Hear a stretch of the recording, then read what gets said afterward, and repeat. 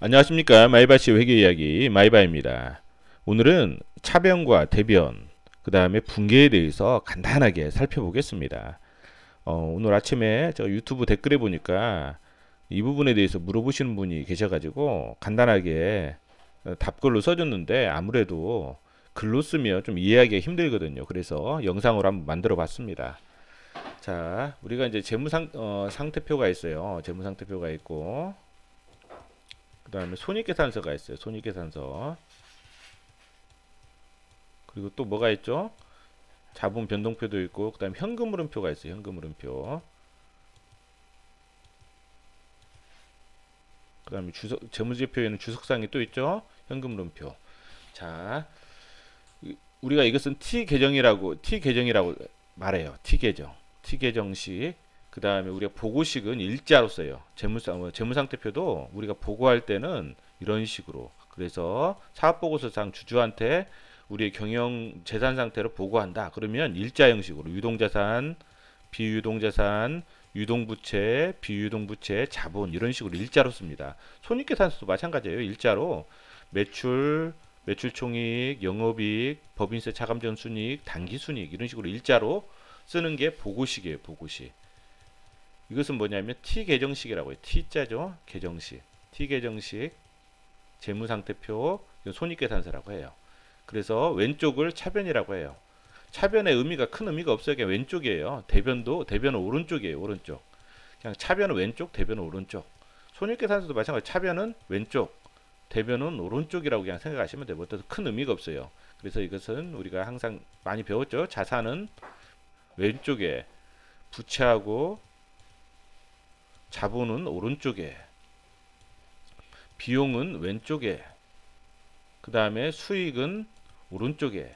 그래서 뭐 자산이 증가하면 차변, 부채가 증가하면 대변, 자본이 증가하면 대변, 비용이 증가하면 차변, 수익이 증가하면 대변. 반대로 자산이 감소하면 대변으로, 거꾸로 부채가 감소하면 차변으로. 뭐 이런 식으로 이제 거꾸로 이제 생각하는 거예요. 비용이 뭐 이런 식으로 감소하면 또 대변으로 거꾸로 이렇게 생각하거든요. 이게 이제 분계예요. 분계는 이제 그런 식으로 해요. 그런 식으로 하고, 근데 이제 막 이거를 이제 교과서에서는 막 외우잖아요. 뭐 거래 판료소 해가지고 막 외우는데 기본적인 개념만 잘 생각하시면 돼요. 어떤 식이냐면 우리가 학문적인 용어는 사용하지 않을게요. 돈이요. 돈이 들어온다. 그러면 대변이라고 생각하시면 돼요. 돈이 들어온다. 자, 우리가 은행에서 돈을 빌린다. 그럼 뭐예요? 은행에서 돈을 빌리면 차입금이에요. 차입금. 자, 은행에서 돈을 빌리면 어때요? 현금흐름표상 재무활동 현금흐름이 어때요? 증가해요. 재무활동 현금흐름이 증가해요. 현금흐름표상 현금흐름이 증가해요.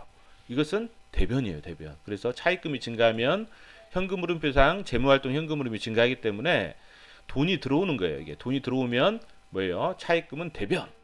자, 그러면 어떤 식으로 분겨요? 만약 현금이 들어왔다. 그러면 차입금 대변의 차입금이에요. 대변의 차입금이고, 자, 현금이 증가하잖아요. 현금은 뭐예요? 자산이잖아요. 차변의 현금. 이렇게 되는 거예요. 현금. 이런 식으로 항상 대변과 차변은 같아야 돼요. 이렇게. 어떤 대변에 차입금이 들어왔다. 근데 현금으로 안 들어오고 차입금이 들어왔는데 바로 어디로 갔어요? 유형자산을 사는 데로 가버렸어요. 그럼 유형자산이 증가하는 거죠. 이런 식으로. 그래서 차변과 대변은 이렇게 같다는 거예요. 이게 대차평균의 원리 복식북이라고 하거든요. 자, 그 다음에 대변 우리가 거래처한테 원재료를 주고 원래 현금을 줘야 되는데 안 줬어요. 이거 매입채무라고 하죠. 매입채무. 자, 매입채무가 증가하는 것은 뭐예요? 현금을 줘야 될 것을 안 줬잖아요. 그러면 현금 흐름표상 뭐냐면 영업활동 현금 흐름이 매입채무가 증가하면 영업활동 현금이 증가한다고요. 이게 돈이 들어오는 거나 똑같은 효과예요. 그냥 돈이 들어온다 생각하면 돼요. 그래서 이 부채들은 뭐예요? 부채가 증가하는 것은 대변으로 가면 돼요. 대변. 부채가 증가하는 것은 대변. 자, 그 다음에 또 주주들한테 뭐예요? 유상증자를 해서 유상증자를 하면 어때요? 이게 돈이 들어오죠? 돈이 들어와요. 그러면 뭐예요? 이것은 재무활동 현금흐름표상 재무활동 현금흐름이 증가가 되는 거예요. 돈이 들어오기 때문에. 그래서 이 자본이 증가하는 것은 뭐예요? 대변으로 가는 거예요. 대변으로. 자, 이것도 분개를 하면 어떻게 하냐면 이게 자본금, 유상증자하면 자본금 증가하고 그렇죠. 대변호. 그다음에 자본잉여금, 주식 발행 초과금이죠. 주식 발행 초과금이 또 증가. 이것도 대변. 왜 자본이기 때문에. 그다음에 현금으로 들어왔다. 그럼 현금. 그렇죠? 현금이 이렇게 증가가 되죠. 그렇죠? 자, 이게 이제 뭐냐면 돈이 들어오는 것은 대변으로 가면 돼요. 대변. 자, 그다음에 기본적인 의미예요, 이게. 그리고 항상 분계는 뭐냐면 차변과 대변이 이렇게 똑같다는 거예요. 합계가. 차변의 합계와 대변의 합계가 똑같아야 돼요. 유상증자를 해서 돈이 들어왔는데 그 돈의 합계하고 유상증자된 금액하고 똑같아야지 차변과 대변의 차이가 있으면 안 되는 거예요. 이게 대차평균의 원리라고 해요. 자, 또 한번 볼게요. 그러면 차변은 뭐냐? 자, 돈이 들어왔잖아요. 그러면 이 돈이 들어와서 그대로 있는 상태거나, 그렇죠? 돈이 그대로 있거나, 아니면 돈을 쓰면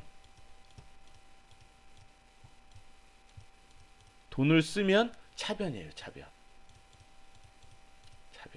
아까 돈이 들어오는 것은 대변이라고 했잖아요. 근데 들어온 돈이 그대로 있는 것은 그대로 있거나 아니면 돈을 쓰는 거. 그러니까 돈을 썼는데 뭐 회사에 어떤 재산이 증가한다. 무슨 유형자산이라든지 뭐 무형자산이라든지 그다음에 무슨 뭐 여러 가지 대여금이라든지, 그렇죠? 돈을 썼는데 재산이 증가한다. 그럼 뭐예요? 이건 재무상태표에 기록하는 거예요. 재무상태표에 기록하고, 그 다음에 돈을 썼는데 비용이 증가한다. 비용이 뭐 직원들 월급을 줬거나 급여줘. 그 다음에 뭐 여러 가지 뭐 소모품비를 사용했거나 소모품비, 그 다음에 무슨 뭐 복리후생비, 여러 가지 비용이 증가한다. 이것은 차변이지만 손익계산서에 기록하는 거예요. 차변. 돈을 쓰는 것은 만약 이게 재산이 증가한다. 그러면 재무상태표의 차변. 그 다음에 비용이 증가한다. 그럼 손익계산서의 차변이 되는 거예요. 자, 이런 식이죠. 보통. 자, 우리가 이제 보통 뭐 유형자산을 산다. 그럼 차변에 유형자산이 증가하죠. 유형자산이 증가해요. 이렇게. 근데 대변에는 또 현금이 그만큼 뭐예요? 줄어들죠. 그쵸? 이게 같아야 돼요. 그쵸? 차변과 대변이. 자, 그러면 전체적인 여기서 현금이 유형자산으로 간 거예요. 이게 이쪽으로. 그러니까 전체적인 뭐 어떤 순자산의 변화는 없어요. 이게 자산 총계에서 부채 빼면 이게 순자산이거든요. 순자산의 변화는 없어요. 그렇죠? 이런 거래도 있다는 거고, 만약 우리가 매출을 하잖아요. 매출을 하면 뭐예요? 아까 그 대변 설명할 때 이 부분 설명을 안 드렸네요. 대변 설명할 때 우리가 대변은 뭐라고 했어요? 아까 대변은 돈이 들어오는 거라고 했죠. 돈이 들어오는 게 대변이라고 했어요. 그래서 이 대변에는 뭐예요? 아까 외부에서 은행에서 빌린다. 그럼 차입금, 거래처에서 줄 돈 안 줬다. 매입 채무, 그 다음에 주주로부터 자금을 조달한다. 그럼 자본. 거기다가 또 하나가 있어요. 뭐가 있냐면 소비자한테 물건을 팔아서 돈이 들어오는 경우가 있어요. 돈이. 그렇죠? 소비자한테 물건을 팔아서 돈이 들어와요. 그러면 뭐예요? 이 수익도 뭐냐면 대변으로 기록하는 거예요. 대변. 이 수익도 대변으로 기록하는 거예요. 소비자한테 물건을 팔아서 돈이 들어오기 때문에 수익도 뭐예요? 대변. 그렇죠? 자, 그리고 들어온 돈은 뭐예요? 차변이라고 했죠. 근데 또 하나가 있어요. 들어온 돈 말고 돈으로 안 들어오고 뭐가 들어오냐면 매출 채권으로 들어오는 경우가 있어요. 이것은 뭐냐? 돈을 받을 권리예요. 채권인데 이렇게 매출 채권으로 들어오는 경우가 있어요. 매출 채권으로. 이런 경우도 차변. 돈이나 매출 채권. 그렇죠? 매출 채권으로 들어온다. 들어왔을 때. 근데 뭐냐면 이렇게 되는 거예요. 이렇게 매출 채권으로. 그러면 돈을 쓰는 것은 자산. 재산이 증가한다. 그러면 재무상태표. 그 다음에 돈을 썼는데 비용이 증가한다. 손익계산서. 자, 이것은 뭐예요? 매출 채권이 증가하는 것은 나중에 현금흐름표상 현금이 감소하는 거나 마찬가지다고. 현금이 감소하는 거라. 현금흐름표상 현금이 감소하는 거. 현금이 아까 감소하는 것은 차변으로 쓰면 돼요. 차변. 현금을 쓰는 것들. 만약 자산이 증가한다. 그러면 현금이 감소해요. 현금흐름표상 현금이 감소한다고요. 매출 채권이 증가하거나 유형자산이 증가하잖아요. 그럼 투자활동에 대한 현금이 감소를 해요. 그래서 자산이 이제 증가되면 현금흐름표상 그 현금흐름이 감소한다고요. 그렇기 때문에 현금흐름표상 현금흐름이 감소하는 그런 거래면 차변이 되는 거고, 아까 부채나 자본처럼 부채와 자본이 일어나면 현금흐름표상 현금이 증가되는 그런 효과가 있어요. 그런 것들은 대변이에요. 그리고 항상 분계를 할 때에는 이 차변과 대변이 동일해야 돼요. 그러니까 내가 차입을 했잖아요.